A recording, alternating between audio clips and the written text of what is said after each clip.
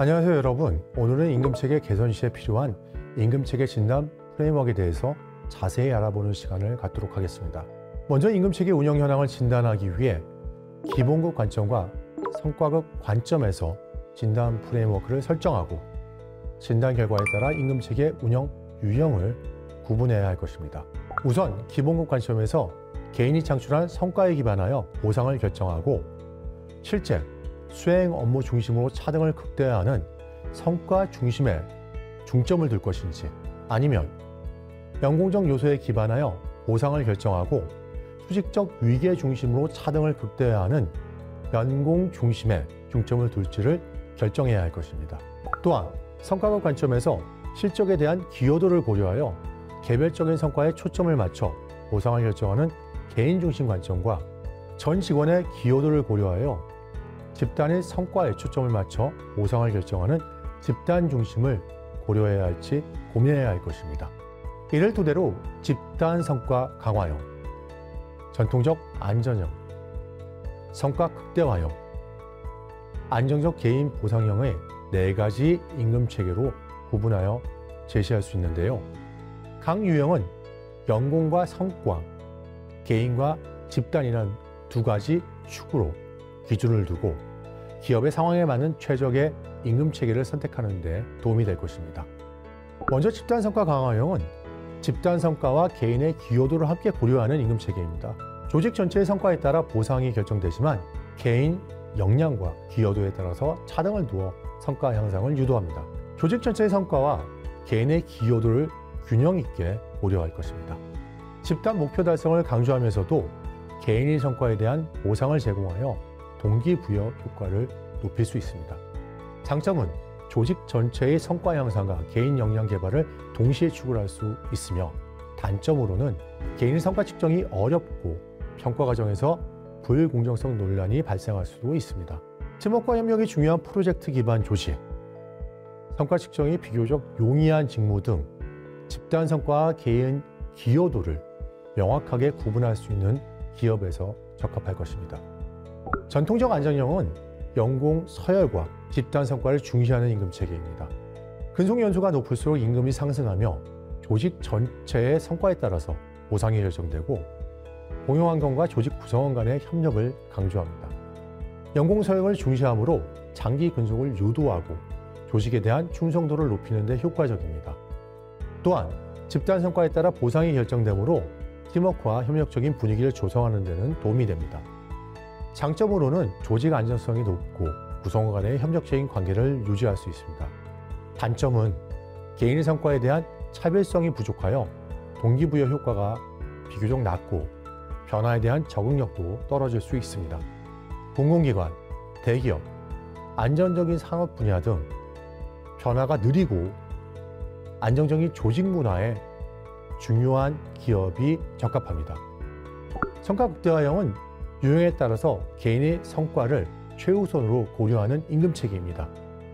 개인의 역량과 성과에 따라 임금이 결정되며 조직 전체의 성과보다는 개인의 성과에 따라서 보상이 차등 지급됩니다. 개인의 성과에 대한 보상을 극대화하여 경쟁적인 분위기를 조성하고 성과 향상을 유도할 수 있습니다. 장점은 개인의 동기부여 효과가 높고 우수인재 확보에 상당히 유리합니다. 단점으로는 조직 구성원 간의 경쟁 심화를 야기하고 팀워크와 협력을 저해할 수 있습니다. 또한 성과지표 설정 및 평가 과정에서 불공정성 논란이 발생할 수 있습니다. 영업, 마케팅 등 개인의 성과 측정이 용이하고 경쟁적인 분위기가 성과 향상에 도움이 되는 직무 등 개인의 역량이 중요한 기업에 적합합니다. 마지막으로 안정적 개인 보상형은 연공서열과 개인의 역량을 함께 고려하는 임금체계입니다. 근속 연수가 높을수록 임금이 상승하지만 개인의 역량과 성과에 따라서 추가적인 보상을 제공하게 됩니다. 또한 안정적인 고용 환경과 개인의 역량 개발을 동시에 추구하고 연공서열을 중시하면서도 개인의 역량과 성과에 대한 보상을 제공하여 동기부여 효과를 높일 수 있습니다. 장점은 조직 안정성을 유지하면서도 개인의 역량 개발을 유도할 수 있습니다.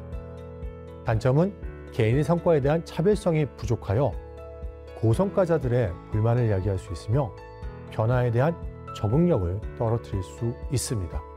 전문 기술이나 숙련이 중요한 직무, 개인의 역량 개발이 중요한 조직 등 안정적인 환경에서 개인의 성장을 지원하는 기업에 적합합니다. 결론적으로 각 임금체계의 유형은 모두 장단점을 가지고 있으며 기업의 상황과 목표에 맞는 최적의 유형을 선택해야 합니다. 또한 임금체계는 조직 문화, 인사평가, 승진제도 등 다른 요소들과 함께 고려해야 시너지 효과를 창출할 수 있고 이를 통해서 개선 효과를 극대화할 수 있을 것입니다. 조선업 임금체계 개선 사례를 예시로 살펴보면 수주 물량 변동, 재원 확보 안정성, 고용 형태, 숙련 기술의 품질 향상 정도 및 전수 수준 등 전체 산하 협력사 또는 개별 협력사 상황에 따라서 체크리스트를 활용하여 임금체계의 대안을 합리적으로 선택할 수도 있을 것입니다.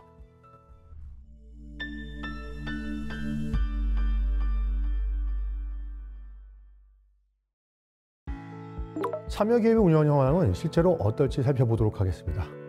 석유화학업의 기업 사례를 통해서 임금체계 운영 현황을 살펴보도록 하겠습니다. 사례에서 다룬 기업의 직급체계의 운영 현황은 기업 규모가 클수록 직급 단계 및 최고 직급 도달 기간이 상대적으로 짧게 나타나고 있어서 상대적으로 연공성이 축소된 것으로 나타났습니다. 사무직 기공 운영 현황은 기업 규모가 클수록 인상률 차등폭이 크게 나타나고 있어 상대적으로 성과 중심 기본급 체계를 운영하고 있음을 알 수 있었습니다. 생산직 기본급 운영 현황은 기업 규모와 무관하게 다수 기업에서 호봉제를 운영하고 있으며 연봉제를 운영하더라도 대부분 성과 차등폭이 미미한 형식적 연봉제를 운영하기 때문에 아직은 연공 중심의 기본급 체계를 나타내고 있었습니다. 집단 성과급은 대부분 기업에서 명확한 기준 없이 경영진 재량에 의해서 개인 차등 없이 집단 성과급을 지급하고 있었으며 개인 성과급은 규모가 클수록 개인 평가 결과에 따라서 지급률을 차등하는 개인 성과급 제도로 운영하고 있는 것으로 나타났습니다. 이와 같이 임금체계 개선 사업에 참여한 기업의 임금체계 운영 현황 진단 결과를 종합해보면 사무직의 경우 기업 규모가 작을수록 연공 성격의 고정급과 집단 중심의 변동급을 지급하는 기조가 강하게 나타나고 있음을 볼 수 있었습니다. 또한 생산직의 경우에는 기업 규모와 무관하게 대다수 기업이 연공 기반 고정급을 운영하여 개인 숙련도나 직무 능력에 대한 반영이 미흡하고 변동급은 사무직과 동일하게 집단 중심 보상 경향이 나타나고 있음을 알 수 있었습니다. 이번에는 임금체계 개선 컨설팅 우수기업 사례를 살펴보겠습니다. 먼저 A사 사례입니다. A사는 2021년 H사 사내협력사로 등록된 선박 후행도장 전문기업으로 총 88명의 임직원들이 근무하고 있으며 후행도장 작업 공정을 반영하여 크게 전처리에 포함되는 그라인더 블라스팅 그리고 도장 분야에 포함되는 스프레이 터치업으로 조직이 구분되어 있었습니다. 전체 직무는 후행도장 작업 공정에 따라서 표면 처리 단계인 그라이더와 블라스팅 그리고 도장 단계인 스프레이, 터치업 및 고소차 감시자, 자재, 관리 업무로 구분할 수 있었습니다. 현행 임금체계 진단을 위해서 보상 수준 그리고 구조 및 운영 측면에서 주요 현황을 분석해 보았습니다. 먼저 보상 수준의 진단은 직무, 직급, 경력, 연차별 보상 수준을 비교하고 보상 구조에서는 보상 제도의 유형, 보상 항목별 구성 및 비율, 보상 결정 기준, 보상 항목별 성격 등 보상 구조를 파악하고자 노력했습니다. 그리고 보상 운영을 위해서는 보상 제도 운영을 위한 이슈사항을 검토하고 담당 인력 등을 고려한 관리적 측면의 효율성을 검토하고자 했습니다. 인력 수급이 어려운 상황 가운데 일당 상향 조정 요구가 지속적으로 일어나고 있었으며 현재 기성 구조화에서는 이에 대한 대응의 한계도 있었습니다. 단기적으로 인력 수급 강화를 위한 유인책을 마련할 필요가 있었으며 중장기적으로는 조선업 전반에 임금 메타 모델과 연계한 구조적 개선이 시급하다는 결과가 도출되었습니다. 그래서 현재 제한된 인건비 구조화에서 단기적으로 인력 수급 유인책을 마련하고 동기부여 강화 방안을 검토하는 이러한 부분들이 필요했고, 중장기적으로는 협력사 간 출혈 경쟁 회피 및 적정 기성 확보를 통해서 직무 숙련 기반의 노무위 관리 체계를 정립하여서 임금 경영 확보 방안이 필요한 상황이었습니다. 또한 단기적으로는 인력 수급 강화를 위한 유인책을 마련하는 동시에 동기부여를 강화하고 법인세를 최적화하기 위한 인센티브 신설을 검토하는 방향이 필요했습니다. 중장기적으로는 업계 전체의 상생 협력을 통해서 적정 기성을 확보하고 이를 통해서 직무 숙련 기반의 임금 경영을 강화하는 방안이 반드시 필요할 것으로 도출되었습니다. 종합적으로 임금체계 현장 개선 방향으로 지속적인 외국인 근로자 규모 확대를 대비해서 현재 적용 중인 노무비 단가 운영 기준을 직무 숙련 기반으로 명문화했습니다. 또한 인력 수급 강화를 위해 필요시 입사 초기 3, 4개월간의 한시적 출근 수당을 지급하고 인력의 영입 및 유지를 위한 인재 확보 수당 및 인재 육성을 위한 수당을 지급하는 개선 사항을 제안했습니다. 그리고 동기부여를 강화하고 인력 유지 및 법인세 최적화를 위한 선별적 연간 인센티브 신설을 제안했습니다. 다음으로 현장 생산직을 대상으로 직무 분류, 직무 분석, 직무 평가를 수행하고 이를 임금체계 관리의 기초 자료로 활용하고자 했습니다. A사의 생산직 직무는 앞에서 말씀드렸듯이 후행 도장 작업 공정에 따라서 표면 전 처리를 위한 그라인더 브라스팅, 도장을 위한 스프레이 터치업 및 고소차 감시자, 자재, 그리고 여러 가지 업무들로 구분될 수 있었습니다. 직무평가는 사전 준비, 직무평가를 위한 방법론의 선정, 표준 직무평가 방법론을 활용한 직무평가를 수행하는 단계, 직무평가 등급을 수립하는 단계, 확정 및 결과 활용 절차에 따라서 수행된다고 볼 수 있습니다. 또한 표준 직무평가 요소 항목을 기반으로 직무 전문가의 의견을 반영하고자 노력했습니다. 그 결과 3개의 보상 그룹으로 구분할 수 있었습니다. 그라이더, 브라스팅은 직무평가 결과에 차이가 있었으나 A사는 브라스팅 인력이 그라인더 업무를 병행함으로 동일 그레이드, 동일 페이 그룹으로 구분하였습니다. 또한 직무평가 점수 격차보다 노무위 단가 격차가 높은데 이는 소재 인력 수급이 원활하지 않아서 근로자들이 단가가 높은 업체 지역으로 이동하면서 높은 시장 단가가 형성되었기 때문이라고 분석하였습니다. 다음으로 직능 등급에 대해 살펴보겠습니다. 먼저 직능 등급은 L1부터 L4로 구분하고 L1은 숙련도의 편차가 크므로 집중적인 점검 육성이 필요한 단계인 점을 감안하여 다음과 같이 숙련 레벨을 3개로 세분화하여 관리하고자 하였습니다. 직능 등급 기준에 따라서 생산직 직군 중 소지 및 도장 직렬에 해당하는 기능공의 숙련 향상 패턴을 다음과 같이 도출했습니다. 다만 전체 직능 등급 및 직능 레벨 구성은 연공 또는 보상 수준이 숙련 수준과 반드시 일치하지 않는다는 측면에 대해서는 유의하셔야 할 것입니다. 다음으로 그라이더 브라스팅 직무에 대한 직능 등급 레벨 기준을 살펴보면 L1부터 L2는 대부분 외국인으로 최소 4개월에서 최대 4년까지의 숙련을 요구하고 있었으며 L3, L4는 한국인으로 구성되어 있으며 최소 4년에서 7년 정도의 숙련을 요구하는 것을 알 수 있었습니다. 그라이더 브라스팅 직무에 대한 직능 등급 기준은 다음과 같습니다.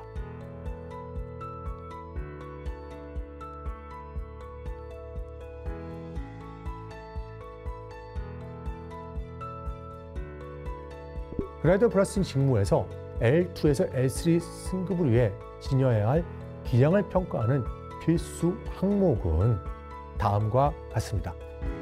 그림의 표를 살펴보면 전체 직무에 공통적으로 적용되는 태도 및 안전 영향 평가 항목을 직능 등급 L3 이상 승급의 필수 항목으로 활용하고 있습니다. 직능급 설계 구조는 타 지역 대비 노무비 단가 수준이 낮다는 경영직 인식을 감안하여 원청이 기성금액 증가 시 기본급에 삽입되는 구조로 직능급을 설계하는 방안을 제안했습니다.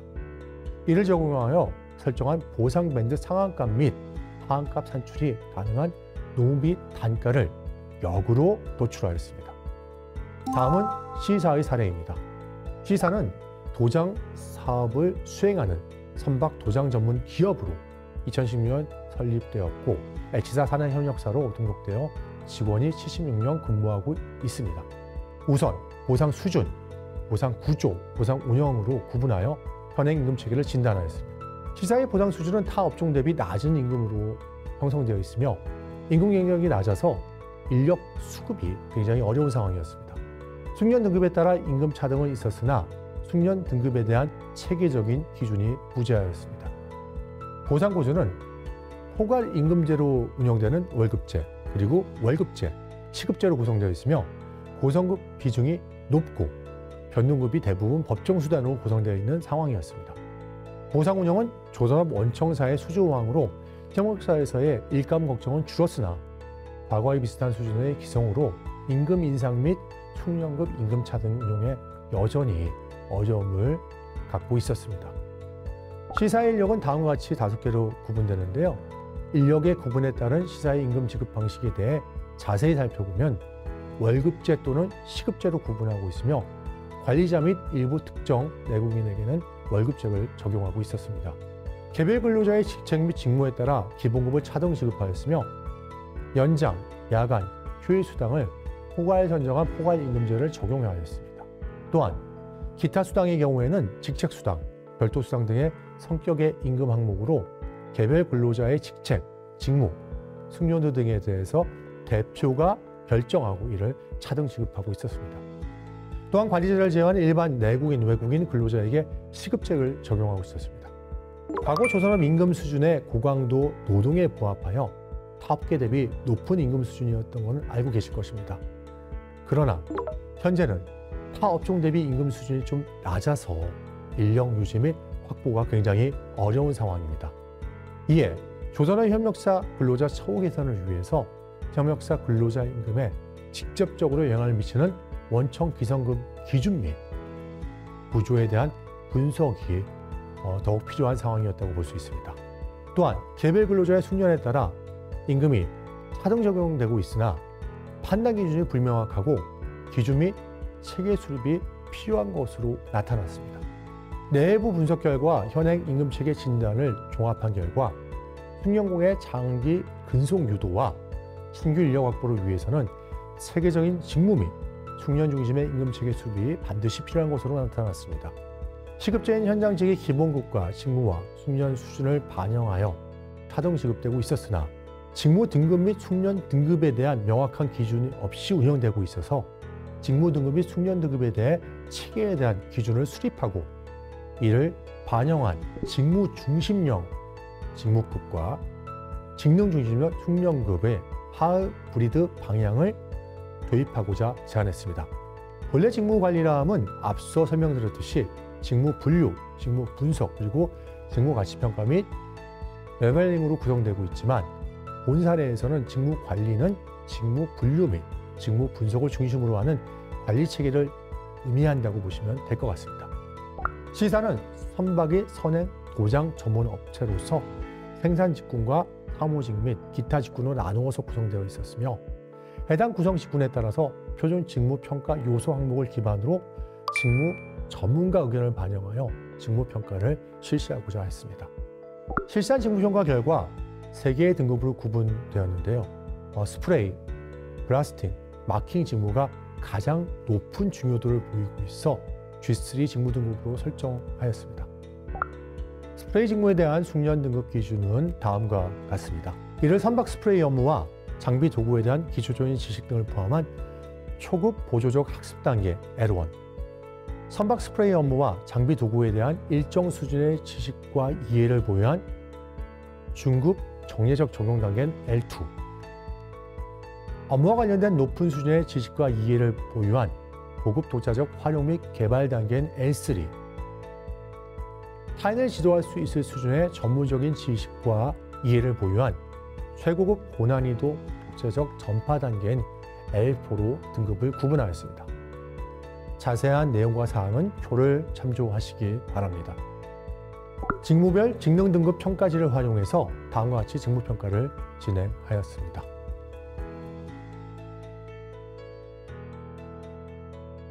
직능 등급 운영 방안은 다음과 같으며 실제 숙련 등급 대비 임금을 높게 지급하고 있는 이슈를 해소하고 직능 등급과 기본급이 일치하게 운영될 수 있도록 지속적인 노력이 필요할 것입니다.